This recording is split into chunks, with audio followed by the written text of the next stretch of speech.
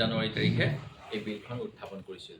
এই বিলখনৰ কথাই কৈছোঁ, যিখন বিল এতিয়াও জীৱিত হৈ আছে। ঠিক তেনেকৈ অন্য এটা কাম কৰিছিল, এইটো যিটো আপোনাৰ মই যিটো অলপ আগতে ক'লোঁ, minutes of the meeting of the Honorable Chief Minister Assam with representative of different organizations. ইয়াতে কৈছিল, even though the prime demand of scheduled tribe status of Thai Ahom community has not been met, Honorable CM said that other tribal communities are ready to accept Moran and Motok. Moran আৰু মটকক ল'ব বিচাৰিছে, কিন্তু আহোমৰ জনসংখ্যা কিছু বেছিভাৱে ল'ব বিচৰা নাই। But now under the government of India new OBC rule, there can be sub-classification and the state government has been given that power. As the process of granting ST status goes on simultaneously, this sub-classification cause can be availed by the Thai Ahoms to get a larger share of reservation. অৰ্থাৎ তেখেতে Thai Ahomসকলক ST নাপালেও OBC ভিতৰতে কিবা কিবি কৰি দিব বিচাৰিছিল, যিটো কেতিয়াও মূল দাবী নহয়। ST ষ্টেটাছটোহে আমাৰ সকলোৰে দাবী হৈ আছিলে।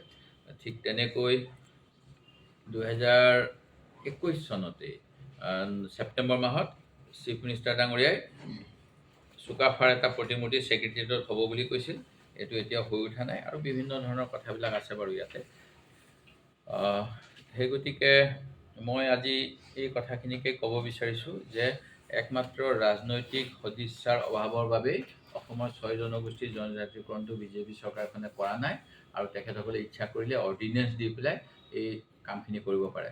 মাজে মাজে শুনা যায় দিল্লীলৈ পুনৰ আলোচনালৈ লৈ যাব, গুৱাহাটীত পুনৰ আলোচনাত বহিব, কিন্তু এই আলোচনা কৰাৰ পূৰ্বে অমৰ ৰায় প্ৰধানৰ ৰিপৰ্টখন কিয় বৰ্তমানৰ গ্ৰুপ অফ মিনিষ্টাৰ্ছ কমিটিৰ প্ৰতিবেদনত উল্লেখ নাই, প্ৰণৱ গগৈ ডাঙৰীয়াই লৈ যোৱা ডেপুটেশ্যনৰ কথা উল্লেখ নাই, আৰু এই 2019 চনৰ যিখন ৰাজ্যসভাত পেণ্ডিং বিল আছে, এই বিলখন ৰিভাইভ কৰি পেলাই কিয় বা অৰ্ডিনেঞ্চৰ যোগেৰে কিয় জনজাতিকৰণৰ ব্যৱস্থা কৰি দিয়া নাই, এই কথাখিনি যিসকলে আন্দোলনকাৰীসকলে চৰকাৰৰ লগত বহিছিল তেখেতসকলে সুধিব, আৰু এটা দীৰ্ঘদিনীয়া সমস্যাৰ তাৎক্ষণিকভাৱে ওৰ পেলাব।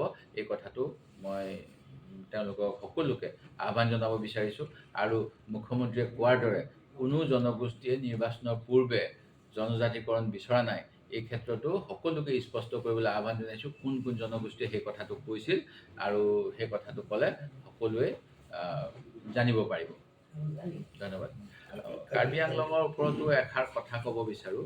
মাননীয় মুখ্যমন্ত্ৰী মহোদয়ে কাৰ্বি আংলঙৰ ক্ষেত্ৰত কৈছে যে গুৱাহাটী উচ্চ ন্যায়ালয়ৰ এটা ৰায় থকাৰ বাবে তাত কাৰ্বি আংলং অঞ্চলৰ PGR VGR অঞ্চলৰ পৰা অনা কাৰ্বিসকলক বা যিসকলে তাত অবৈধভাৱে PGR VGRত বসবাস কৰি আছে তেওঁলোকক উচ্ছেদ কৰিব পৰা নাই। আইনৰ বিৰুদ্ধে কোনেও যাব নোৱাৰে। মুখ্যমন্ত্ৰী মহোদয়ে আমাক বাক্যবান শুনাইছে।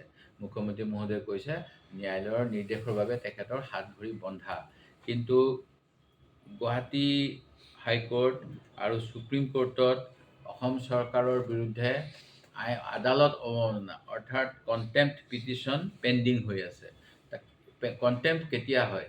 যেতিয়া কোনোবা এটা সুপ্ৰিম কোৰ্টৰ আদেশ বা অন্য আদালতৰ আদেশ অৱমাননা কৰি চৰকাৰে কাম কৰে, তেতিয়া আদালত অৱমাননাৰ গোচৰ ৰুজু কৰে বিভিন্ন পক্ষই। এতিয়া গুৱাহাটী হাইকোৰ্ট বা সুপ্ৰিম কোৰ্টত পেণ্ডিং হৈ আছে আদালত অৱমাননাৰ গোচৰ, অৰ্থাৎ আদালত অৱমাননা যে হ'ল সেই কথাটো ন্যায়ালয়ে গ্ৰহণ কৰিছে আৰু চৰকাৰক কাৰণ দৰ্শাবলৈ কৈছে। কাৰণ দৰ্শোৱাৰ ক্ষেত্ৰত আমাৰ চৰকাৰখনে যথেষ্ট বিলম্ব কৰে, সময়মতে তেখেতসকলে কাৰণ নেদেখায়। সেইবাবে বিভিন্ন ধৰণৰ কণ্টেম্প্ট হৈ থাকে।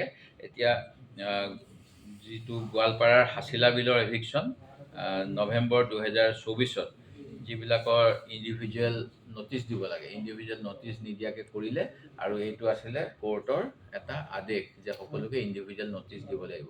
ন'টিচ নিদিয়াকৈ উচ্ছেদ কৰাৰ বাবে অসম চৰকাৰে কণ্টেম্প্ট পিটিশ্যন হৈছে, আৰু চৰকাৰে কোৰ্টৰ নিৰ্দেশটো উলংঘা কৰি উচ্ছেদ কৰিলে তাত।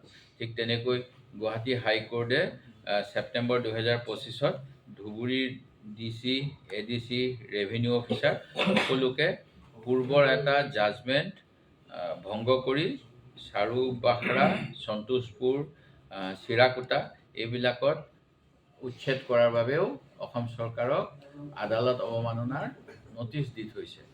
আকৌ একেই ঘটনা হৈছিল আপোনালোকে জানে কচুতলিত, যিটো কামৰূপৰ সোণাপুৰ ৰাজচক্ৰত। সেই গতিকে মুখ্যমন্ত্ৰী মহোদয়ে যিটো কথা কৈছে এই কথা একেবাৰে বিশ্বসনীয় নহয়।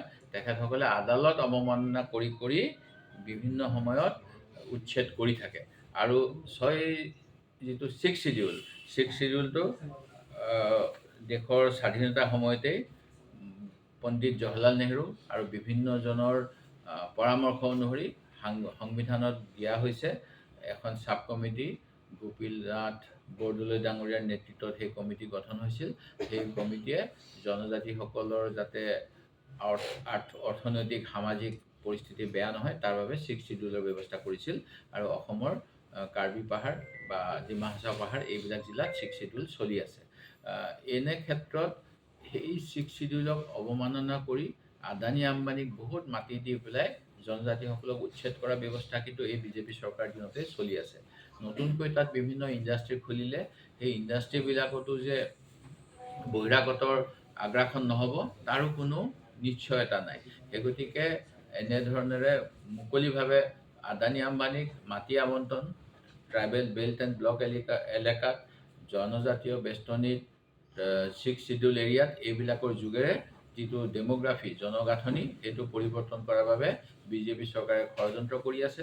আমি বিচাৰোঁ ছিক্স চিডিউল এৰিয়াৰ যিটো ছিক্স চিডিউল তাৰ সন্মান ৰাখিব লাগিব সকলোৱে। আৰু যিসকল বহিৰাগত বা ভাৰতীয় নাগৰিক কিন্তু ছিক্স চিডিউলৰ ভূমিপুত্ৰ নহয়, খিলঞ্জীয়া নহয়, তেখেতসকলৰো যিটো সাংবিধানিক অধিকাৰ সেইখিনিও ৰক্ষা হ'ব লাগিব। সেই গতিকে ছিক্স চিডিউলৰ বাহিৰত তেওঁলোকৰ বাবে চৰকাৰে ব্যৱস্থা কৰা উচিত।